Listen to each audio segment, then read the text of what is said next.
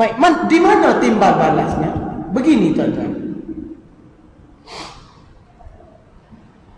Maksud timbal balas ialah apabila seseorang itu dapat mengguna balik nikmat yang diberi oleh Allah untuk menolong Allah Subhanahu Wa Taala. Itu dia panggil timbal balas. Allah beri kepada kita, kemudian kita guna balik untuk membalas kerja-kerja yang boleh membantu Allah Subhanahu Wa Taala atau agama Allah Subhanahu Wa Taala. Maka itu dia panggil ta'azzana rabbukum, yang dikatakan la in syakartum, jika kamu membalas balik anugerah Allah. Sebab itu ta'azzana di sini kata Hasan, iaitu la in syakartum ni'mati la azidannakum min ta'ati. Nih, kalau kamu boleh merasa terhutang budi dan kamu boleh merasai kehadiran nikmat Allah ke atas diri kamu, dan kamu dalam keadaan sedar, bukan saya bahasa saya, kamu di sini bukan bahasa saya tuan-tuan, bahasa Hasan, saya terjemah saja. Jangan salah faham. Kata Hasan, jika kamu dapat merasai kehadiran nikmat Allah dan kamu boleh merasa ada budi Allah kepada kamu, maka la azidannakum, aku akan tambah, yakni Allah akan tambah kepada kamu min taati, untuk mentaatiku. Jadi rupa-rupanya tanda kesyukuran itu ada pada kita apabila taat kita kepada Allah makin meningkat. Bila taat kita kepada Allah makin meningkat, maka itu tanda syukur ada kepada kita. Tetapi jika nampak nikmat Allah makin banyak, tetapi ketaatan makin kurang, kalau dulu kita tak berapa suka sembahyang sunat muakkad 2 rakaat ni, maka tiba-tiba sekarang kita cuba genapkan 12 rakaat itu. Kalau rajin lagi tambah pula dengan ab'ad dan sebagainya, tuan-tuan sekalian, maka tambahlah. Sebab dia termasuk, tuan-tuan, kita ni kalau jaga yang 12 rakaat rawatib itu pun istiqamah sungguh, kemudian tambah lagi dengan yang ab'adnya, kemudian sebelum tidur malam tu lepas salat isyak, kalau rasa-rasa tak boleh bangun, buat terus witir. Moga-moga Allah Ta'ala bagi peluang kita bangun untuk tu. Jaga hak tu pun rasa banyak dah. Banyak dah, buat hak tu dulu. Tapi saya bagi tahu tu secara umum. Tuan-tuan, saya tahu ada yang lebih daripada itu pun ada, saya tak perlu bagi tahu sebenarnya. Tetapi sebagai suatu contoh. Kata Hasan, jadi apabila taat kita makin meningkat, itu tanda syukur itu ada pada kita, yaitu rasa kita. Di saat itu tuan-tuan, kita akan cukup gembira, kita akan rasa cukup bahagia, kerana kita boleh membalas budi Allah. Di waktu itu tuan-tuan, tanpa kita sedar, air mata akan keluar dari hati kita, dari mata kita, kerana kita rasa, ya Allah, syukur aku boleh membalas sedikit budimu yang telah kau berikan kepada aku. Tuan-tuan sekalian, kamu kata dia kata Ibnu Abbas. Ibnu Abbas pula tafsir, la in syakartum la azidannakum, tu makna apa? La in wahadtum, jika kamu mentauhidkan Allah dalam segala arah tuju, mentauhidkan Allah dalam pemikiran, dalam perasaan, dalam kira-kira kehidupan, dalam timbang kayu ukur yang kita pakai, semuanya kita masukkan tauhid Allah. Wa ata'tum, dan kamu cuba mematuhi dan taat sungguh, la azidannakum minas thawab, aku akan tambah kepada kamu pahala. Itu kata Ibnu Abbas. Ini tuan-tuan, orang dulu-dulu semua ini, zaman Rasulullah ini. Kata Al-Qurtubi yang ni yang baru, wal makna mutaqarib, makna-makna yang disebut oleh Hasan dan Ibnu Abbas itu mutaqarib, dekat. Dan tuan-tuan, Qurtubi buat komen, dia kata wal ayah nassul fi anna syukra sababul masjid. Ayat ini merupakan nas yang jelas bahawa merasai perasaan terhutang budi kepada Allah ini merupakan sebab kepada Allah nak tambah rezeki kita di atas muka bumi. Tuan-tuan sekalian, rezeki kita ditambah di sini, maka tuan-tuan sekalian, kita tidak akan rasa berat hati untuk menderma dan sebagainya, untuk solat dan sebagainya. Lalu kemudian pernah ditanya seorang sahabat, pernah ditanya ba'du sulaha, orang soleh-soleh, ani syukri lillah, Orang soleh-soleh ditanya, apa gak makna syukur? Mereka menjawab, alla tataqawwa bi ni'matil alla tataqawwa bi ni'amihi ala ma'asihi. Di antara tanda kamu nak bersyukur ialah alla tataqawwa, jangan kamu mengupayakan segala keupayaan, sama ada tenaga dan apa yang ada daripada nikmat Allah untuk melakukan maksiat kepada Allah. Itu syukur namanya. Jadi kalau kita ada kereta yang besar, kita tidak akan pilih tempat-tempat peranginan yang bercampur aduk dengan halal dan haram. Kita tidak akan gairah untuk membawa anak-anak bercuti di Genting dan sebagainya. Karena di situ kita memberi saham kepada mereka yang menganjurkan kebaikan dan keburukan. Kita akan mencari anak-anak kita untuk bawa mereka ke Mekah contohnya, membawa mereka ke Madinah contohnya, menuju umrah di jalan Allah contohnya. Kita tidak akan bawa anak kita ke tempat-tempat yang mendedahkan dia kepada tempat-tempat yang tidak baik. Itu maksudnya alla tataqawwa, jangan mengupayakan nikmat-nikmat Allah itu untuk membawa kita kepada melakukan maksiat kepada Allah. Maka kita tidak akan sewa internet untuk hanya sekadar melihat YouTube dan movie-movie yang tak berguna. Kita tidak akan beli Android ataupun iPad untuk hanya akses benda-benda yang tak ada faedah. Kita akan guna semua itu untuk jalan Allah Subhanahu Wa Taala. Itu tanda syukur, tuan-tuan. Kemudian diceritakan daripada Nabi Dawud alaihi salam, annahu qala, Nabi Dawud pernah berkata, Rabbi, kaifa ashkuruka? Nabi Dawud mengeluh, Rabbi, wahai Tuhanku, kaifa ashkuruka? Bagaimana aku nak bersyukur kepada kamu? Wa syukri laka ni'matun mujaddadatun minka alayya. Sedangkan kalau aku bersyukur kepada kamu, syukur aku itu sendiri sebenarnya nikmat yang berkata, nikmat yang berulang-ulang dari kamu ke atas aku, terhadapmu. Jadi semakin aku bersyukur, semakin lemah diriku. Kerana kemampuan untuk aku bersyukur itu pun sebenarnya nikmat. Jadi macam mana aku nak lepas? Macam mana aku nak bersyukur? Kerana syukur itu sendiri nikmat daripada kamu untukmu. Aku mengenang budi kamu. Itu Nabi Dawud alaihissalam, tuan-tuan. Maknanya syukur ini, tuan-tuan, sebenarnya kalau kita buat sungguh, dia tidak akan makin membawa kita kepada keadaan senang hati.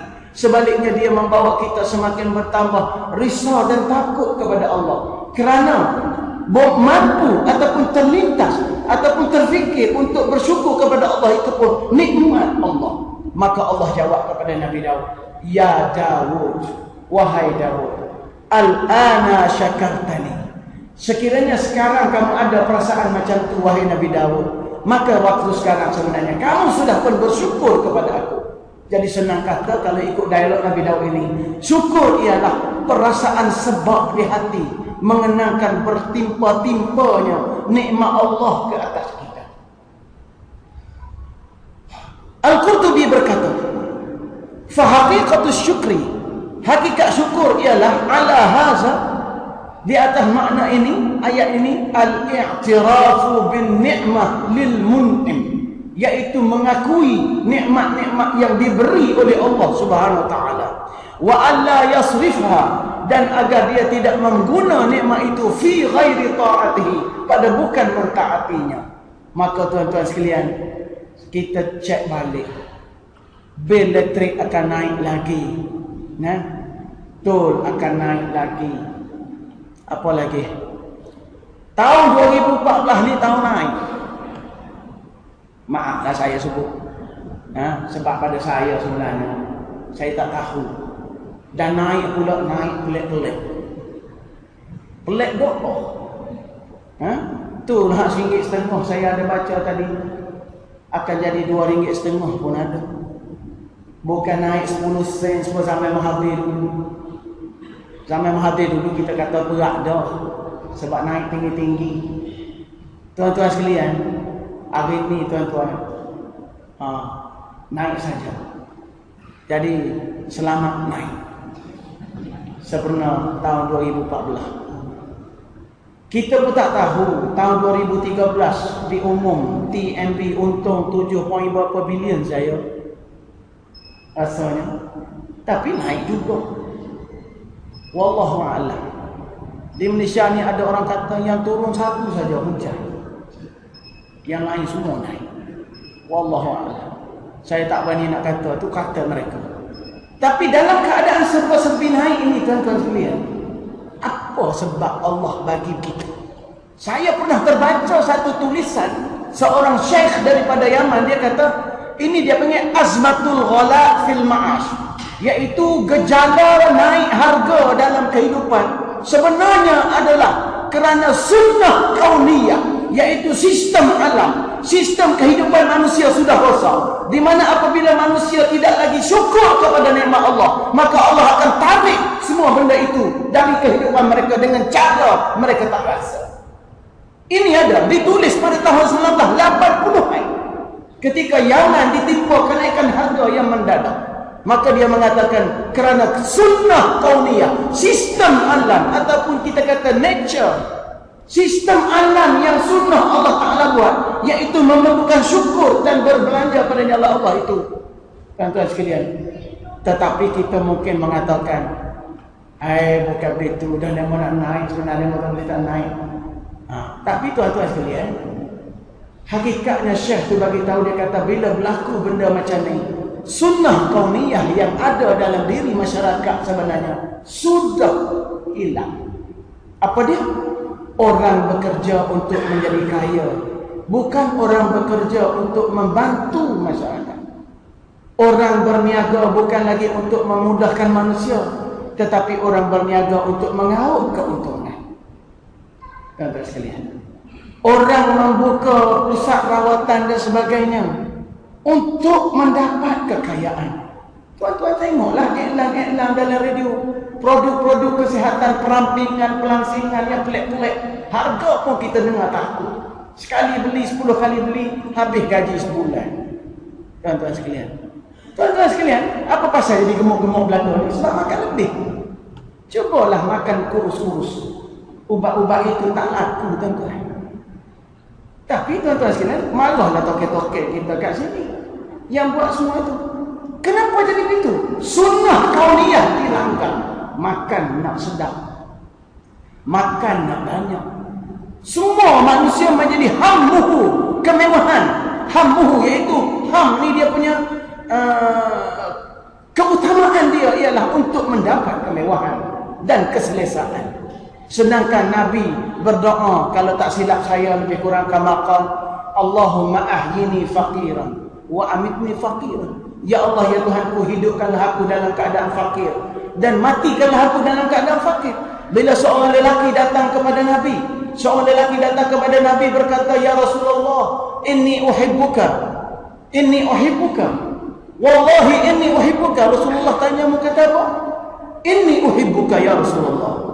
Rasulullah jawab, man ahabbani asra'a ilaihi al-faqr. Siapa yang suka aku, kefakiran akan lebih hampir dan cepat untuk datang kepadanya. Tapi kita hari ini, makin kita suka Rasulullah, makin kaya kita, tuan-tuan. Makin kaya. Dan tu gitu nak jadi miskin ke Ustaz? Bukan. Kaya bagus. Ambil kekayaan itu, kongsi. Kongsi, tuan-tuan sekalian.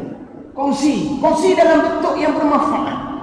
Wujudkan peluang-peluang pekerjaan kepada mereka yang tak mampu. Beri peluang-peluang pembelajaran kepada yang mampu, yang tak mampu. Tengok tuan-tuan, kaya kat mana? Anak kita masuk universiti kena hutang. PTPTN tuan-tuan, bila keluar hutang ada berapa puluh ribu. Tak kerja lagi, tuntutan hutang dah mari. Pening anak keluar yang mesti 50 ribu, 100 ribu. Kaya ke? Tuan-tuan sekalian. Lepas tu tuan-tuan sekalian, salah ke benda tu? Saya tak kata salah, tapi sunnah yang sudah tidak perlu tetapi dilihat perlu oleh manusia. Kenapa? Kerana yang kaya melonggokkan kekayaan. Dan di antara sunnah yang tak betul dalam dunia ni, apabila kerajaan juga nak jadi kaya. Maaflah saya sebut gitu. Bila kerajaan nak jadi orang kaya, dia jadi susah. Sedangkan di zaman Nabi, kerajaan ini kerja dia mengurus rakyat. Tak ada duit kerajaan, tak ada duit. Kerajaan tidak ada duit, cuma dia ada zakat Baitul Mal untuk bagi kepada yang miskin. Tapi kita ini kerajaan macam-macam ada. Kerajaan mana jadi kaya?